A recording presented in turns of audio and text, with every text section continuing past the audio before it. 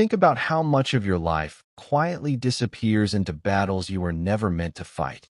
How much of your precious energy leaks away trying to control things that were never yours to command. Other people's opinions, their moods, their choices, their love. You sit alone with your thoughts, replaying conversations like scenes from a film you can't turn off, rewinding every word, every pause, every expression, searching for the moment where you could have said something better, softer, smarter, more impressive.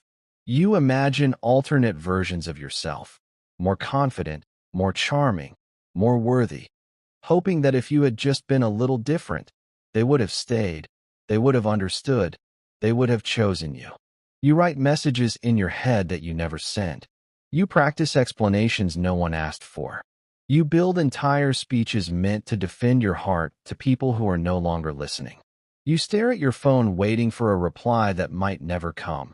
And when it doesn't, your mind fills the silence with stories that slowly tear you apart. Maybe I'm too much. Maybe I'm not enough. Maybe I ruined everything. And with every thought, another piece of your peace slips through your fingers.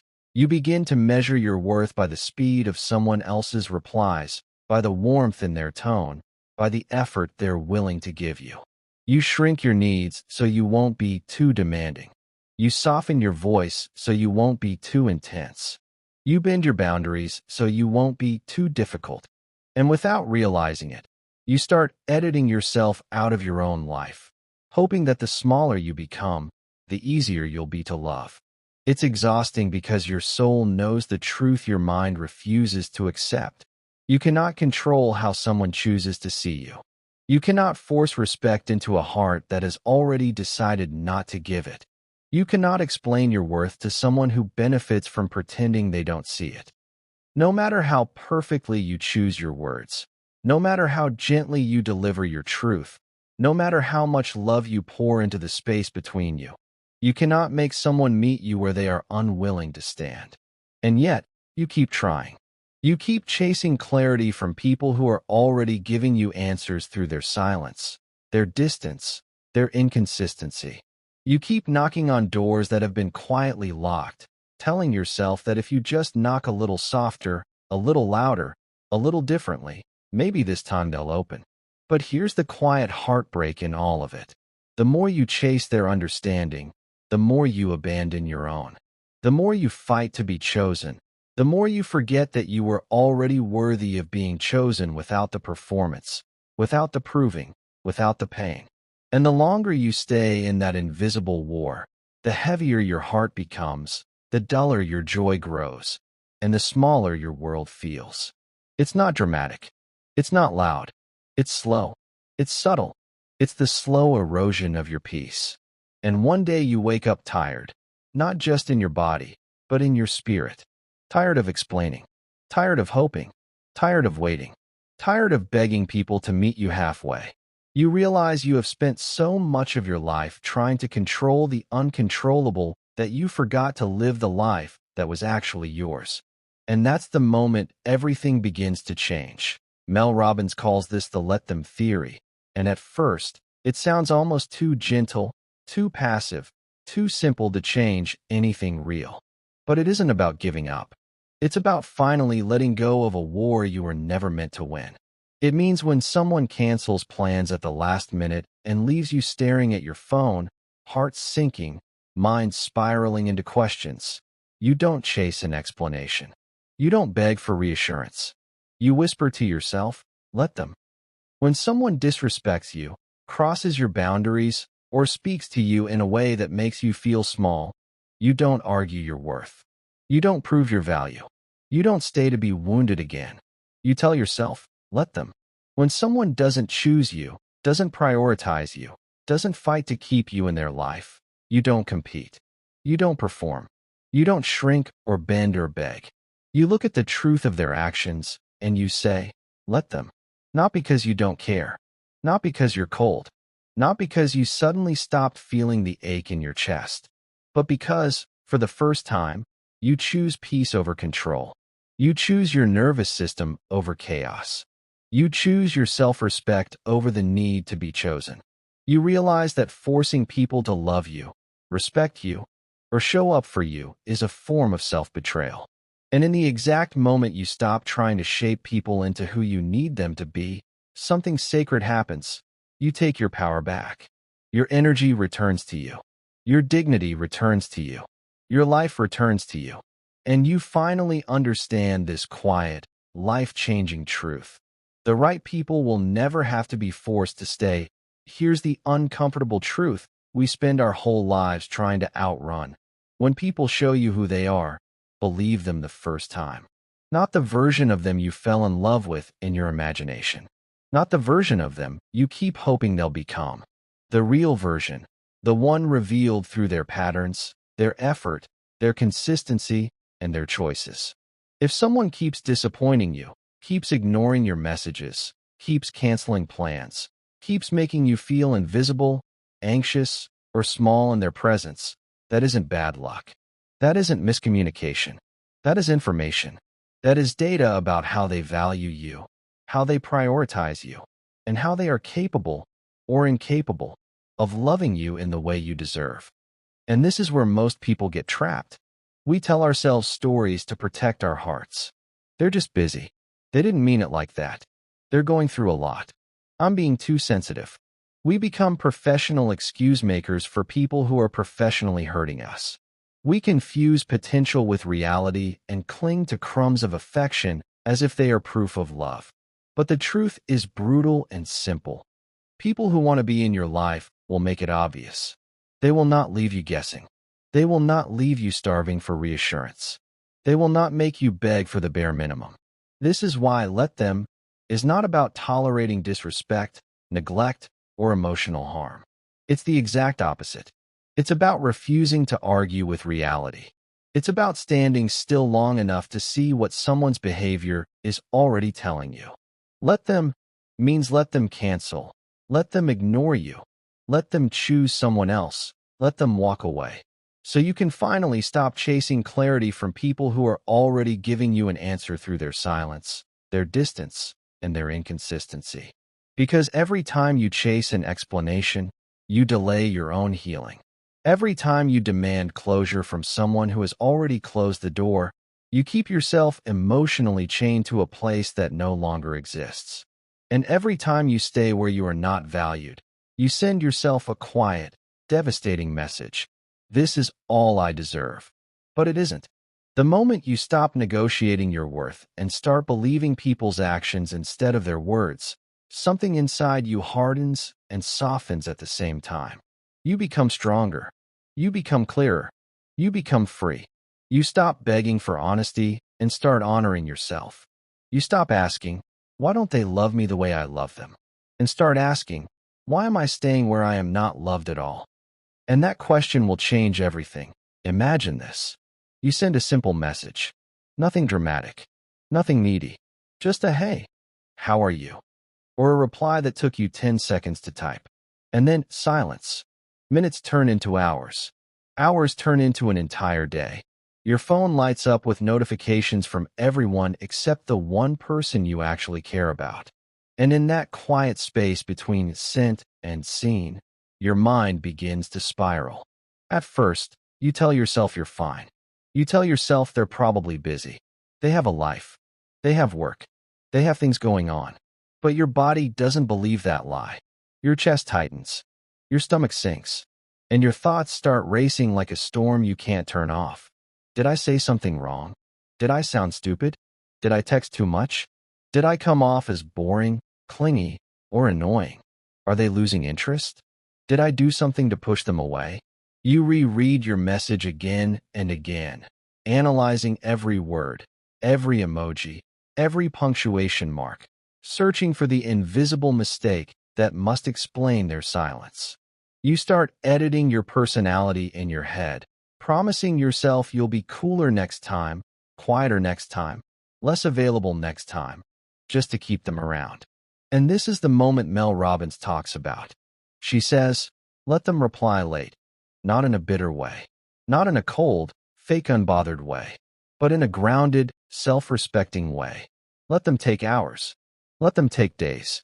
Let them show you, through their actions, exactly where you fall on their list of priorities.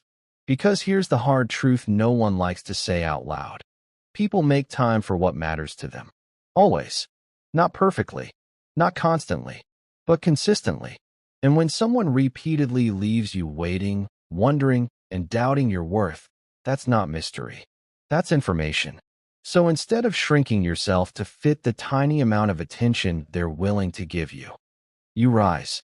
You stop hovering over your phone. You stop rewriting messages you were about to send. You stop double texting to fix the silence. You put the phone down and return to your life. You go for a walk.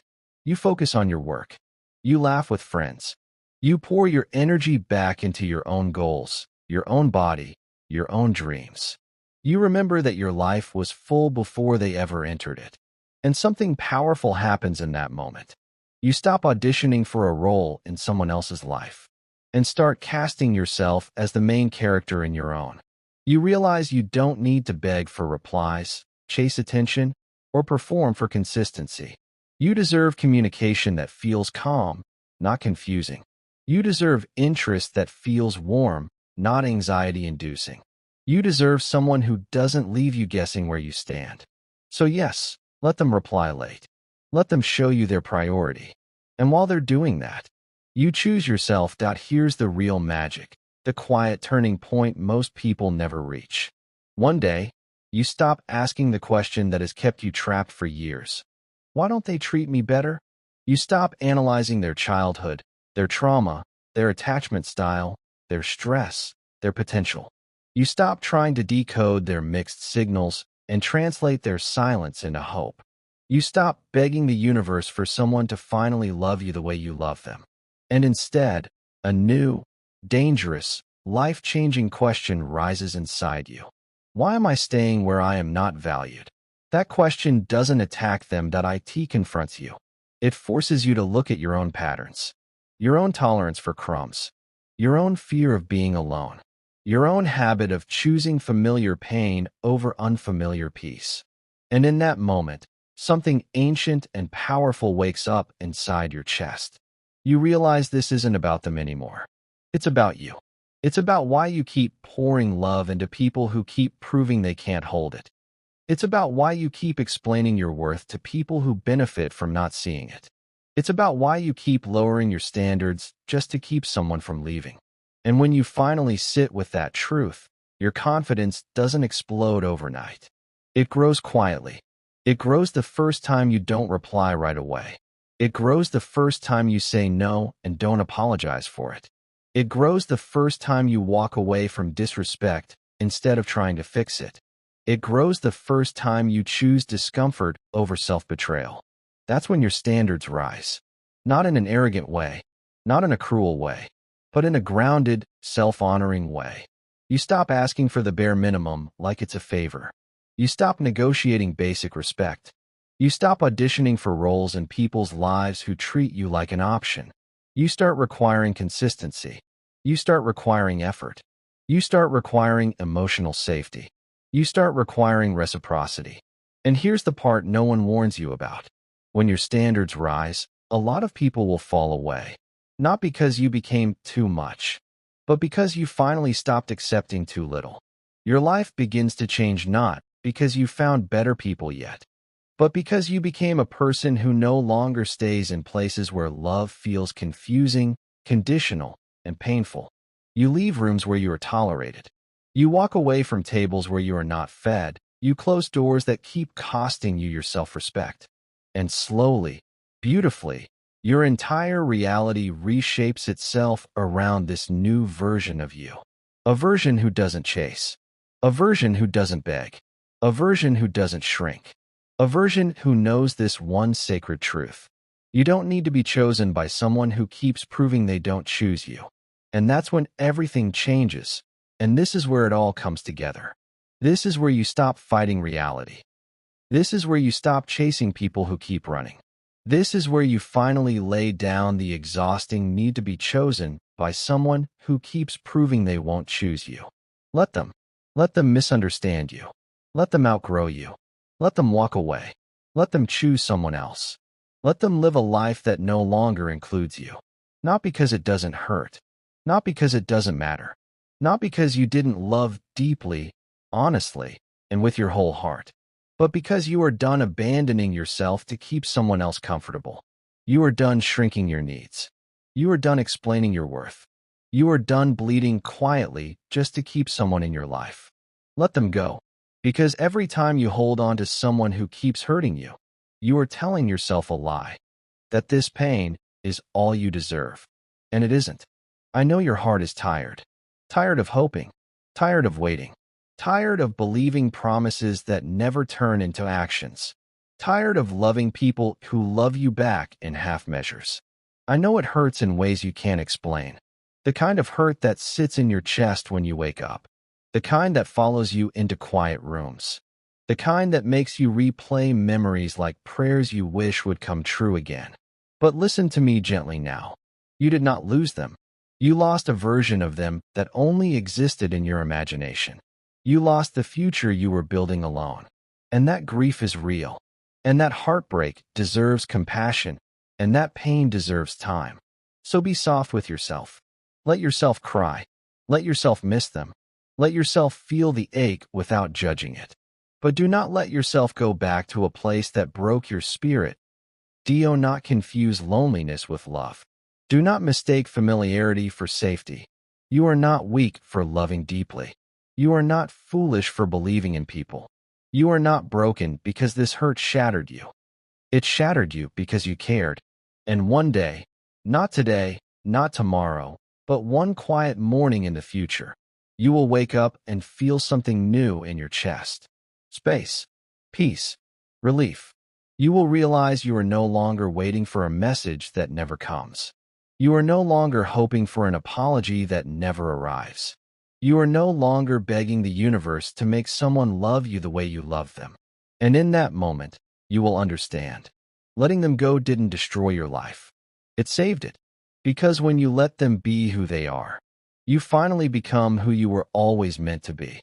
Whole, worthy, enough, and free.